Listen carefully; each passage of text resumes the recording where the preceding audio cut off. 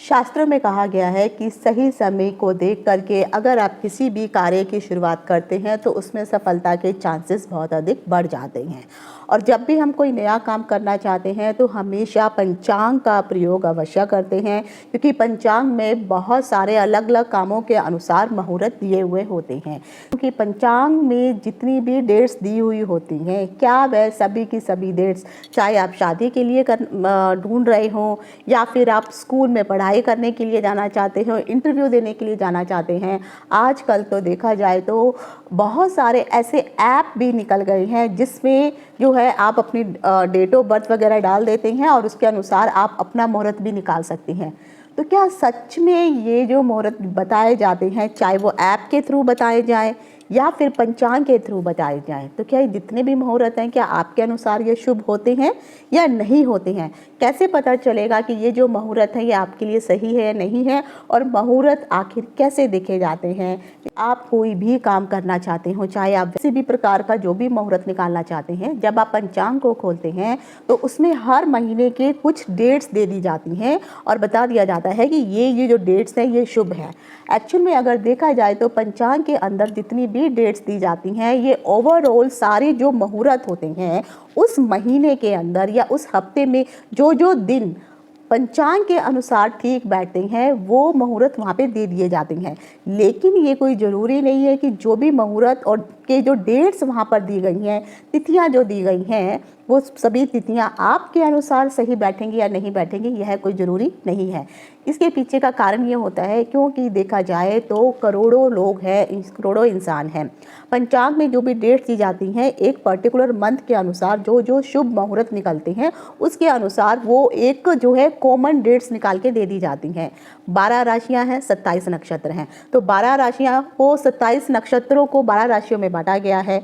आपकी राशि क्या है, आपका नक्षत्र क्या है, तो जिस व्यक्ति ने उस मुहूर्त का निर्माण किया है उसने ना तो आपकी राशि देखी है ना ही आपका जो है नक्षत्र देखा है। उनको आपके जन्म तिथि के बारे में नहीं पता, उनको नहीं पता है कि आपके कौन से ग्रह कहाँ पर बैठे हुए हैं, उनको नहीं पता है कि गोचर के अनुसार आपके जो भी कुंडली में ग्रह विद्यमान हैं वो वहाँ कहाँ पर बैठे हैं, इस समय कौन से ग्रह की दशा, महादशा या अंतरदशा आपकी चल रही है। तो जो भी कॉमन चीज़ें बताई जाती हैं वो सभी के लिए बता दी जाती हैं, लेकिन ज़रूरी नहीं है कि वो सभी के लिए सटीक साबित हो, क्योंकि सिर्फ सभी को बुखार के लिए पैरासीटामोल नहीं दी जा सकती, क्योंकि बुखार होने के अलग अलग कारण हो सकते हैं। तो किसी को डेंगू हो सकता है, किसी को इन्फेक्शन हो सकता है, किसी को मलेरिया हो सकता है, किसी को कोल्ड हो सकता है। तो हर प्रकार के बुखार के लिए डॉक्टर अलग अलग प्रकार की दवाई को प्रिस्क्राइब करता है। उसी प्रकार से अगर आपकी जो भी राशि है, आपका जो भी नक्षत्र है, वो पहले आपको देखना होगा कि आप कौन सी राशि और कौन से नक्षत्र से संबंधित हैं। उसके अनुसार आपको पहले ये पता होना चाहिए कि जो राशि है और जो चंद्रमा है उस दिन जो आप तिथि निकालना चाहते हैं, तो चंद्रमा के अकॉर्डिंग वो तिथि आपके लिए शुभ बैठ रही है या नहीं बैठ रही है।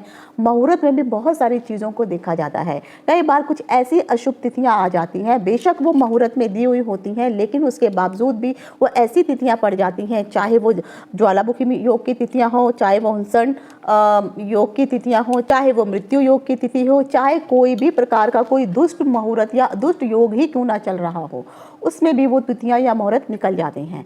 तो सबसे पहले आपको उन तिथियों के अकॉर्डिंग कार्य नहीं करना चाहिए, आपको अपनी कुंडली के बारे में जानकारी होना जरूरी है। तो मैं आपको एक छोटा सा एग्जांपल दे रही हूँ। मान लीजिए किसी जातक की जो राशि है वह मेष राशि है, तो यहाँ पर अगर हम मेष राशि देखेंगे तो मेष राशि में उस जातक का चंद्रमा जो है मेष राशि में होगा, लेकिन मेष राशि में 3 नक्षत्र आते हैं, अश्विनी, भरणी और कृत्तिका।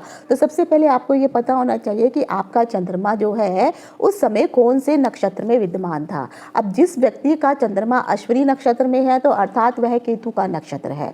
अब आपको जब आप पंचांग की डेट्स देखने के लिए जाते हैं तो आपको अपने उस समय महादशा को भी देखना होता है। आपको अपनी राशि में उस समय कौन सा शुभ ग्रह अधिक अच्छा फल दे रहा है। अब सभी की कुंडलियों में कुछ शुभ ग्रह और कुछ अशुभ ग्रह होते हैं। तो शुभ ग्रहों में अगर आप देखेंगे तो चंद्रमा, बुध, शुक्र और गुरु, इन 4 ग्रहों को शुभ ग्रहों की संज्ञा दी गई है। और जो चंद्रमा होता है, अगर आपका चंद्रमा क्षीण नहीं है, अर्थात एस्ट्रो डिम्पल शान विद्या का आप सभी को नमस्कार। वीडियो में दी गई जानकारी अगर आपको पसंद आई है तो इसका लिंक मैंने डिस्क्रिप्शन बॉक्स में दिया है।